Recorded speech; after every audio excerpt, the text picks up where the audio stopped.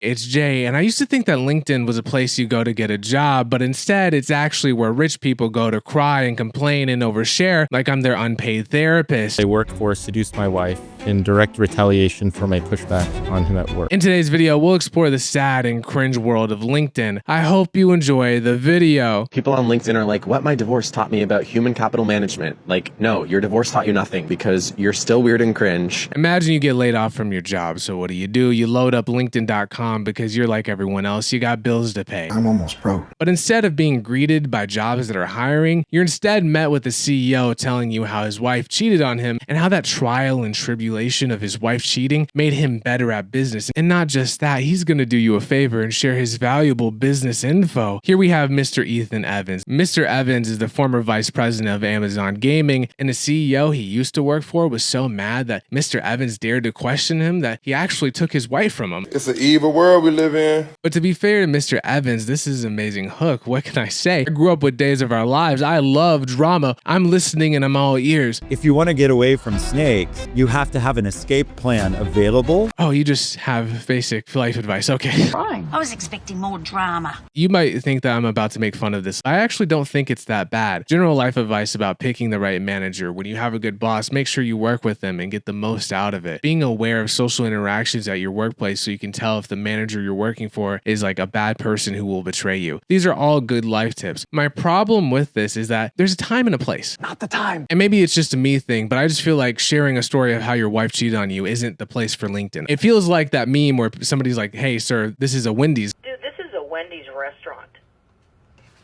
Okay. The irony of that is people are using LinkedIn to get a job at Wendy's and you're getting in the way of that. But Mr. Evans isn't alone. This is a common thing on LinkedIn, just people oversharing.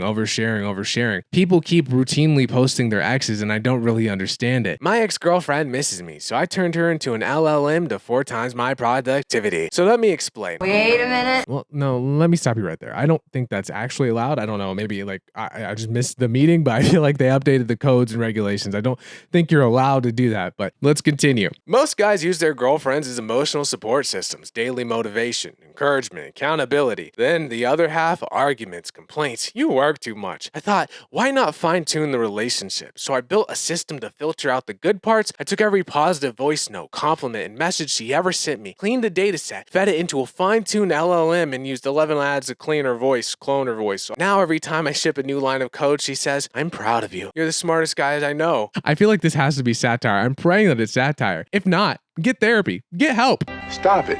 Get some help. And then there's this guy. I broke up with my ex because she wanted children and I didn't. And then somehow it leads into like him talking about LLMs and making AI and how AI could be better for the environment. I don't, just weird. And then you just have like regular weird posts about dating. Friends, I need some dating advice. Just about every date I go on involves some kind of conversation like this. Me, picks up girl around 8 p.m. Girl, how was your day? What did you do? Me, oh, I just got off work. Girl, surprise. Why do you work so late? Me, oh, there's just a lot to do. This is so badly written. I can't even, I'm just going to skip to the end. Help me out here. How do I tell a girl on a first date that I'm actually trying to build a $1 billion company? Yes, I love what I do. Yes, I do still want a family. No, 8 p.m. really isn't that late. Any ideas? Please help a brother out. Like, I don't feel like this one is satire either. And then you have this guy. Today would have marked 14 years since we said I do, but we didn't make it much past year 7. Maybe you didn't make it past year 7 because you're too busy oversharing on LinkedIn instead of talking to your significant other. I don't know. And then another couple, as again, like, people just keep oversharing. Michael and I are separating romantically. We're not breaking up as co-founders and we're not stepping away.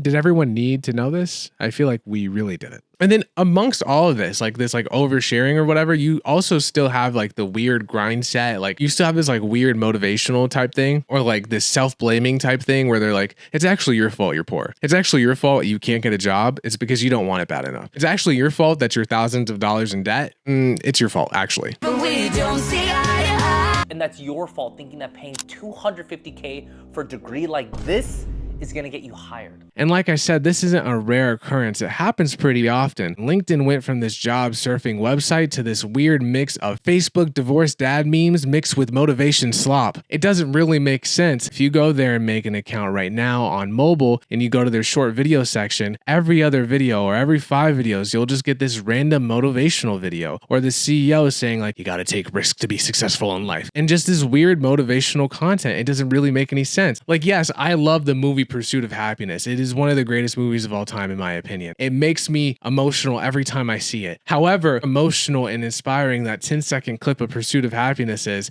it's not going to manifest my gas tank being full without paying $70 first. Gas prices are through the roof. It's this thing that I keep coming back to. It's just a time and a place. Like, yes, this motivational content is inspiring. It truly is. I think a lot of those videos are done well, but people are not there for that. They are there to get a job or to network with people. They're not there for the motivational humor. The app has no real focus or guidance. It's weird. Like, imagine back in the old days in like the 1990s or whatever, and you go to a job fair and right beside the kiosk of the new office job that you want, there's a sad piano with jazz music playing and some old dude singing about how he lost his wife 30 years ago. It would kind of make you feel sad. This is a sad day. What? And now that I'm thinking about it more, the underlying theme of this app is overwhelming sadness. No matter where I look, whether it's their short videos function or the posts that people are making, it's just sad or motivationally sad. Like, there's this guy named Gary Vee, you might have heard of him. When he starts his short form videos, there's like a 2-second clip of him crying in the beginning, even though he's like, that's not from him. It's the same clip in every single video. He's just putting it there to like get you in the mood to cry. I don't know. It's like the reverse of rage bait. I don't understand why it's happening. And it's so weird seeing that because I'm 28. So I grew up in like the 2016 hustle culture, and Gary Vee used to be like a way different person. He's kind of rebranded. So I have to remind myself like, oh, it's a rebrand. This isn't the same Gary Vee you saw in 2016. He was a lot meaner back then. He would have never done the fake crying clips. If you start hanging out with people that want you to win, you will have more self-confidence. If someone's telling you you're awesome instead of you suck, you're a different person. Lean in dramatically more to things that are positive. Why are you not popping off? Because your content's not good. Like, what do you want from me? You're just not winning right now, bro. Oh, it's a you problem, Sarah. You're the problem. But Gary isn't the only one who did this. Another CEO posted himself crying. I don't understand why they're doing it. Again, they just keep oversharing instead of, I don't know, talking to a therapist. He posted a photo of himself crying because he had to let go of his workers. And the reaction is what you expected. People were mad. They're like, why are you crying when you're not the one losing your job? Why are you making this about yourself? You're a narcissist. People were dogpiling him. And to be fair to him, the people who used to work for him said that he was actually a good boss and he was a good person and that people shouldn't be as mean as they were. But, and here's my problem. Why are you posting this? People don't want to see you cry. They want to get a job. What is the point of you doing that? I don't understand. When regular influencers cry on social media, it makes sense because that's their job. You're crying because you want people to leave you alone so you can keep being an influencer and not losing your day job. That makes sense. You're trying to get sympathy so people are not mean to you. That makes sense. This guy's a CEO. He's not going to lose job if he gets rid of workers. That's like not a thing.